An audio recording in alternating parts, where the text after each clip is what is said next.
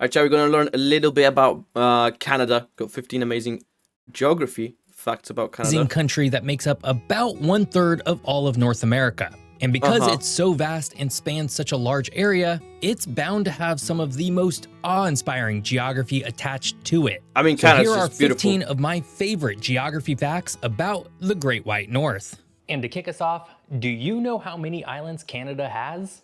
Like a couple thousand. For Canada sure. has more islands than any other country in the world, with an estimated 52,000 named 52,000. islands and countless Okay, smaller I was thinking unnamed like ones. 5,000 The max. Arctic archipelago alone contains over 36,000 islands, including Baffin Island, the world's 5th largest, and Ellesmere Island, the 10th largest. Combined, these islands account for about what is the 15% requirement? of Canada's What's the land size mass. requirement for And they're not all islands? Arctic barren tundras. Canada's islands offer incredible diversity. Australia's not in an the island, east, so- Prince Edward Island is known for its rolling farmland and beaches, while in the west, Vancouver Island and Haida Gwaii feature lush rainforests and towering mountains. But unlike island nations such as Indonesia or the Philippines, which are densely populated, Canada's islands are often remote and sparsely inhabited. This isolation makes them vital for scientific research, tourism, and environmental conservation. there. And because it has so many islands, it also has Animals? Oh. Canada's coastline is the longest in the world, stretching over 202,000 kilometers. It borders 3 oceans, the Atlantic, the Pacific, and the Arctic. To put it Yeah, in but that's like perspective, stacking the it, second you know? longest coastline belongs to Indonesia, a country of over 17,000 islands, yet its coastline measures just 54,000 kilometers. Canada's coastline is nearly 4 times longer. This immense length contributes significantly to Canada's economy and biodiversity. The coastlines are home to vital fisheries, particularly for lobster and crab on the Atlantic side and salmon on the Pacific side. lobster sounds The Arctic nice. coastline, though less accessible, is becoming increasingly important with climate change, as melting ice opens potential shipping routes like the Northwest Passage. Canada's extensive coastline also includes famous natural wonders like the Bay of Fundy, known for having the world's highest tides, with some areas rising over 16 meters in a single day. With a coastline this long, it's probably not surprising that Canada is really, really large. Yeah. Canada covers a It's vast not the biggest country, 9.98 million square kilometers, making it the second largest country on Earth after Russia. It's so large that you could fit the entire European Union into Canada with room to spare. Despite its massive size, Canada's population is only about 40 million people, meaning it has one of the lowest population densities globally, with only about 4 people per square kilometer, an extremely low amount when you compare it to the United States, which has on average 35 people per square kilometer. This vast expanse of Canada includes towering mountains, expansive prairies, frozen tundra, and dense forests. The country's size creates extreme regional diversity, from British Columbia's temperate rainforests to Nunavut's icy Arctic, and from the flat prairies of Saskatchewan all the way to the rocky coasts of Newfoundland. Canada's size and overall northernness contributes to harsh winters, which can make living difficult. However, this space also allows Canada to preserve its incredible natural beauty, with over 38 national parks protecting these landscapes. Now, despite having so much space, Canada's people haven't really spread out to occupy it all. Yeah, I mean, it's kind of hard when it's minus 30 degrees. Despite Canada's immense size, about 75% of its population lives within 100 miles of the US border. This narrow strip of land accounts for less than 5% of Canada's total area, but it includes cities like Toronto, Vancouver, Montreal, and Ottawa. This concentration is largely due to geography and climate. The southern parts of Canada have a milder climate, more fertile land, and better access is it because to trade it was with the settled United by States. like Meanwhile, the northern regions are dominated by people harsh before Canada was Arctic a and country? subarctic conditions, You know, like the making large-scale settlement colonies? difficult. In comparison, Russia, They made the countries another that, vast the country with a cities cold climate, has And a then they similar split it. pattern, with most of its population concentrated in the more temperate west. Which means You know what I mean? Canada's largest bay is mostly uninhabited. The Hudson Bay is the world's second largest bay after the Bay of Bengal, covering 1.23 million square kilometers. Situated in northeastern Canada, it's surrounded by Manitoba, Ontario, Quebec, and Nunavut. Now, despite its size, the Hudson Bay is relatively shallow, with an average depth of just 100 meters. This shallowness means it freezes over completely during the winter, and Oh, even really? in summer, the water remains extremely cold. The bay is a remnant of a prehistoric sea left behind by melting glaciers after the last ice age. The Hudson Bay plays an important role in Canada's history and economy. It was the site of early fur trading posts established by the Hudson's Bay Company, which helped shape Canada's development. Today, its shores are sparsely populated, with small communities relying on fishing, hunting, and shipping. The Hudson Bay, of course, is not inland, but Canada does have plenty of really large lakes. Canada is home to more lakes than any other country, boasting over 2 million, with 31,752 larger than 3 square kilometers. That's more than the rest of the world combined.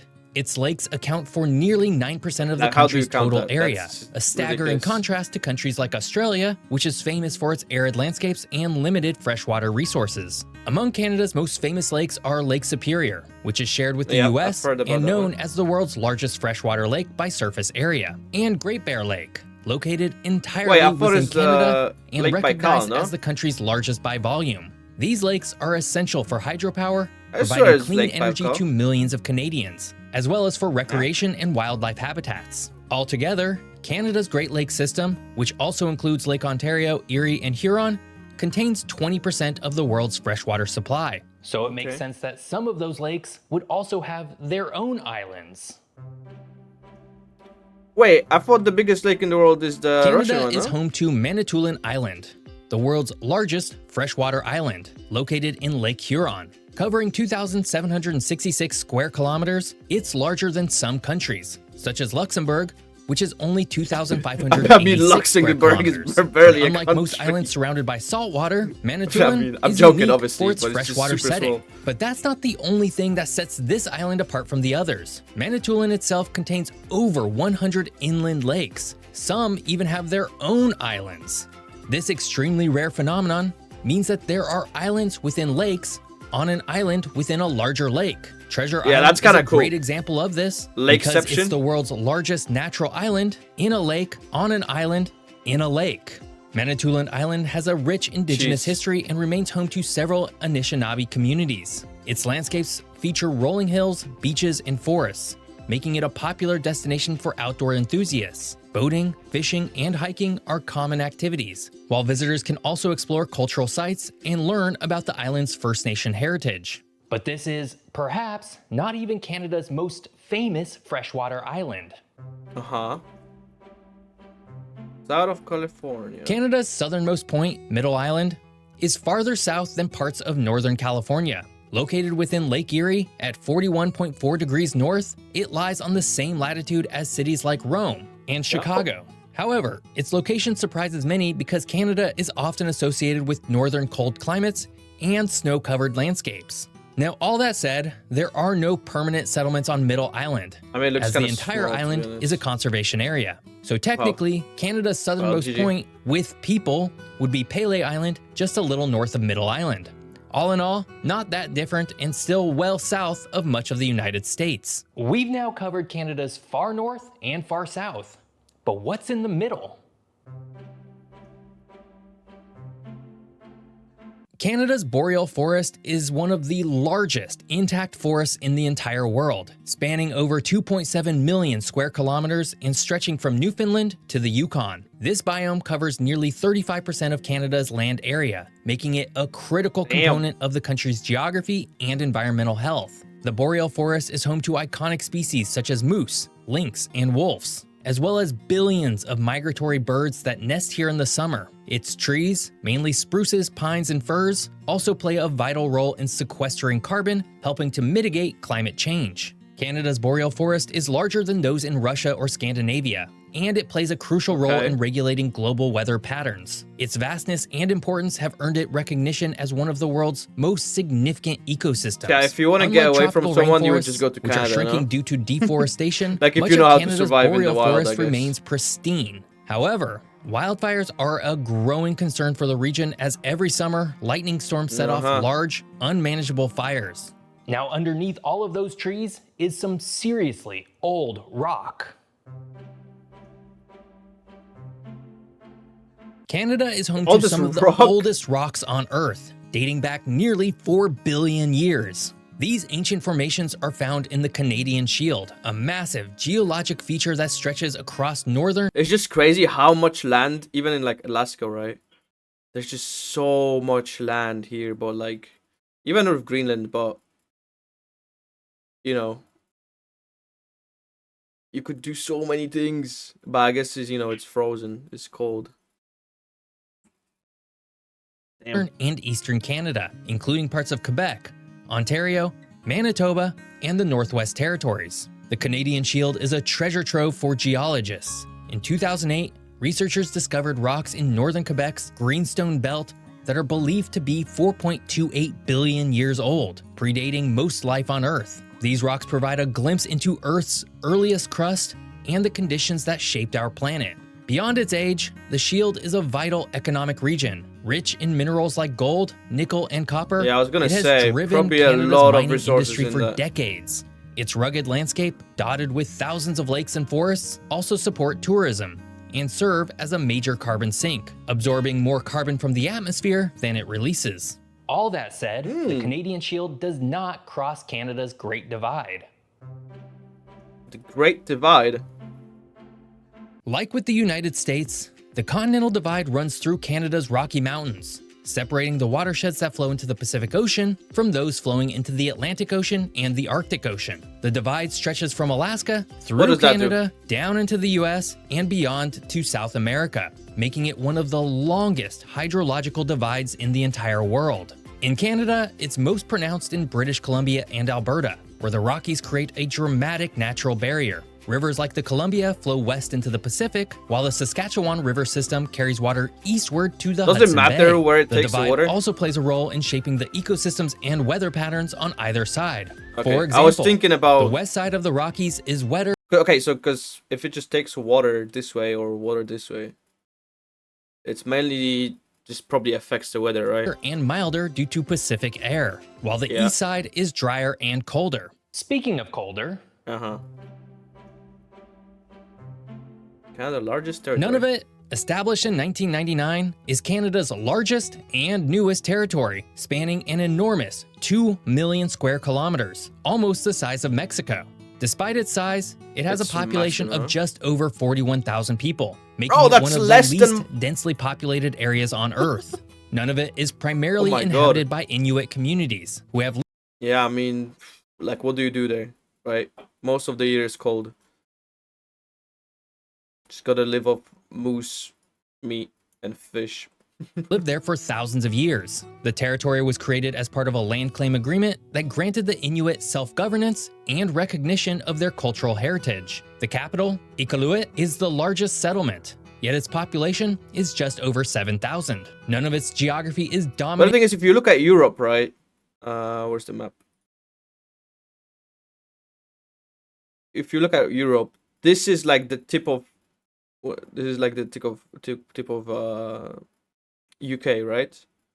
So you got Iceland.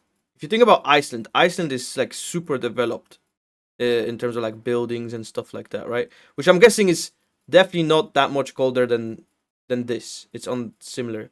And then to the right of it, you have like Norway and Sweden, and they go super north with like their towns. It's just that I guess Canada is not as populated, but like this technically could be populated, right? All of this. Same with Alaska, right? It's just super cold. I don't think anyone wants to live there. But if you wanted to, you could. Inuit self-governance and recognition of their cultural heritage. The capital, Iqaluit, is the largest settlement, yet its population is just over 7,000. None of its geography is dominated by Arctic tundra, rugged mountains, and hundreds of thousands of islands. Famous natural landmarks include Baffin Island and the stunning fjords of Ayudik National Park. Wildlife such as caribou, polar bears, and Arctic foxes thrive here.